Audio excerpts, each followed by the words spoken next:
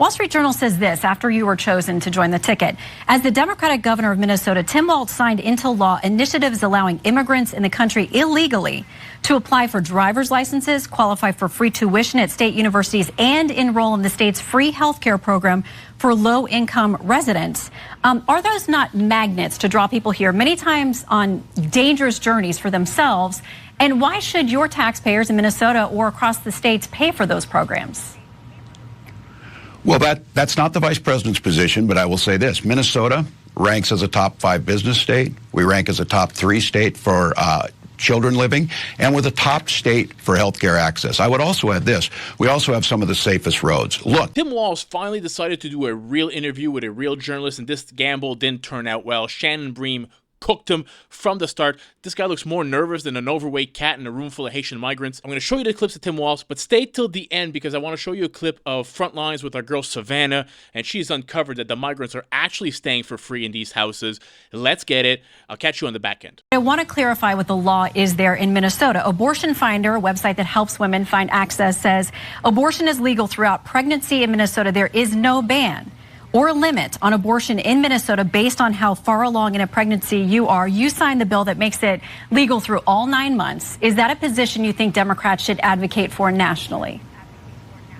Look, the vice president and I have been clear. The restoration of Roe versus Wade is what we're asking for. But that law goes far beyond Roe v. Wade. To make her own choice. The law is very clear. It does not change that. That has been debunked on every occasion. But wait. Let's agree. What you signed is there's not a single limit through 9 months of pregnancy. Roe had a trimester framework that did have limits through the pregnancy. The Minnesota law does not have that. This puts the decision with the woman and her health care providers. The situation we have is when you don't have the ability of health care providers to provide that, that's where you end up with a situation like Amanda Zaworski in Texas, where they are afraid to do what's necessary. This doesn't change anything. It puts the decision back on to the woman, to the physicians, and we know that this is simply something to be brought up to be very clear. Donald Trump's asking for a nationwide abortion ban. Wait, he has said that he has said repeatedly that he will not sign a national abortion ban. Are you calling that just, it's a flat-out lie? Yes, of course, and Senator Vance has in the past said so too. Now look, they may see this as an election issue. We see it as a right of women to make their own bodily decisions. And that's what the states like my state have the ability to put that in. States like Georgia force women to cross the border, and then we have a death of Amber Thurman. So let's be very clear. Trying to cut hairs on an issue on this is not where the American public's at. They want the restoration of Roe versus Wade. Vice President Harris said she would sign it. That's what we'll do when we're elected. But to be clear, the Minnesota law is far beyond Roe v. Wade. And about the Amber Thurman case in Georgia, her family has, and it's tragic, she is a young mother who left behind a young son. But what her family has said is it was a complication from an abortion pill that she received, and she didn't get proper care when she went to a Georgia hospital, which had multiple opportunities to intervene there. Her own attorney, the family's attorney, says it wasn't the Georgia law, it was the hospitals. What he claims is malpractice, not treating her when she clearly showed up in distress and still had the byproducts of her pregnancy because of that rare complication from the abortion pill. So just to be clear on the Georgia law and how her family and her attorney sees it. Republicans came out against it long before President Trump indicated he didn't like it either. Listen, before we go, because I wish that we had a full hour, I want to give you a chance, because you called yourself a knucklehead this week, to talk about some of your misstatements. Yes. You've modified your story or explained that you misspoke about things involving your military rank, about carrying a weapon in war, your 1995 DUI arrest, using IVF to have your beautiful children, Gus and Hope, being in Hong Kong and China in the summer of 1989 during the Tiananmen events. A lot of people would say they couldn't get away with saying, I'm just too passionate, my grammar's not right, I'm a knucklehead. What do you say to the American people who think, I don't know that I can trust this guy with all those modifications to be the potential commander-in-chief of this country? Yeah, well, I think they heard me. They heard me the other night speaking passionately about gun violence and misspeaking. And I got to be honest with you, Shannon, I don't think people care whether I used IUI or IVF when we talk about this. What they understand is Donald Trump would resist those things. Look, I speak passionately. I had an entire career, decades before I was in public office. They know, and I'm very proud of my 24 years in service and my record. I have never disparaged someone else in this, but I know that's not what Donald Trump does. They disparage everyone. The personal attacks. I will own up when I misspeak. I will own up when I make a mistake. Let's be very clear. The vice president has made it clear that she has policies that make a difference. Her border policies are the most strongest, the fairest we've seen. It's but now, Governor, you know, a lot of people, including your own party, would not join that statement. There are millions of people who have come here over the last few years that, you know, they see this as an open border. Well, simply, we have a policy. Donald Trump sees it as a political. Look, James Langford in Oklahoma, the Border Patrol agents, the Wall Street Journal, the Chamber of Commerce, all said pass this legislation. You have to have Congress to authorize 1,500 new border agents. You have to have Congress to authorize DOJ to speed adjudications on these asylum claims. Those are things that would actually work. Donald Trump told us for 4 years he would deal with this. He didn't. He didn't build his wall, 2%.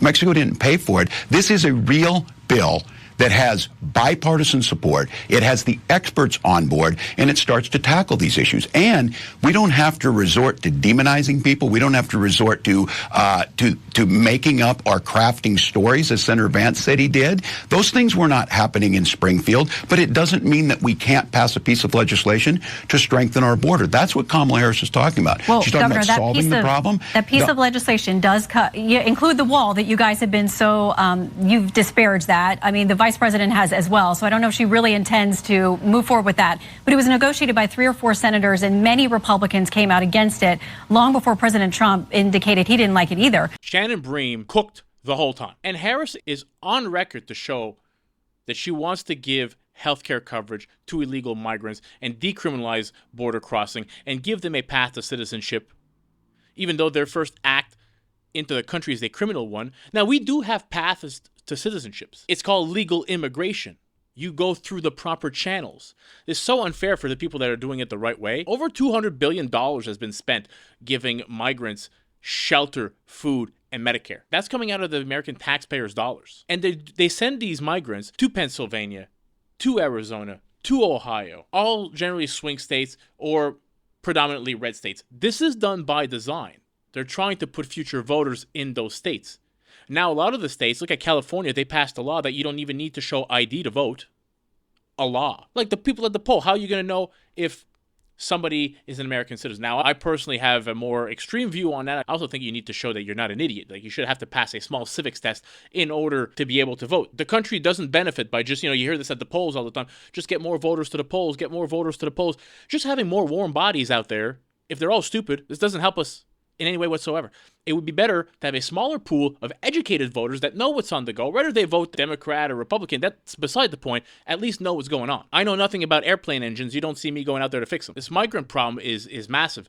What they did in Springfield, sending 20,000 people to a town of 60,000, you will never assimilate those people fast enough. Now they're having housing issues for American citizens, not for the migrants, for the actual American citizens. They're out there living in tents. You let people cross the border illegally. Not only are you bringing in criminals, you're increasing crime, because a lot of people can't speak English. If they can't get work, what do? They turn to a life of crime. We don't know who these people are. They take jobs away from low-skilled Americans, because a lot of the shady business owners, they will pay a migrant or an illegal, a few pennies on the dollar less, 50 cents on the dollar, 60 cents on the dollar. The Democrats always look at it from the immigrants' point of view, and I get it from their point of view. They're coming to a country that has rule of law, that has opportunity. The same thing that's happening with the hurricane victims, where she's right now sending money to Lebanon, another 157 million. The same thing is happening there, where they care more about other people from other countries than they do about their own people. We have a fentanyl crisis, killing over 125,000 Americans every year. We have a homeless crisis. We have this freaking inflation problem. We have a housing crisis,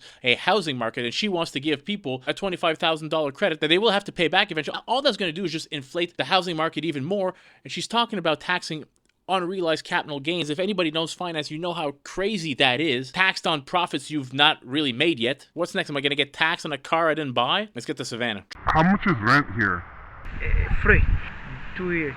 After 2 years, we have to pay the rent. All right, y'all, this is Savannah Hernandez in Brunswick, Maine, reporting to you from the apartments where migrants are getting their rent paid for up to 2 years. Now, I wanted to give you guys a first inside look at these units. The migrants shared with us that they come furnished, so they have a flat screen TV in there, couches, tables and chairs, a bed. We also asked them as well, hey, are you paying utilities here? They shared with us that nope, they do not have a water bill, they do not have an electricity bill. And what about the light and the water? Everything is good. We don't pay anything.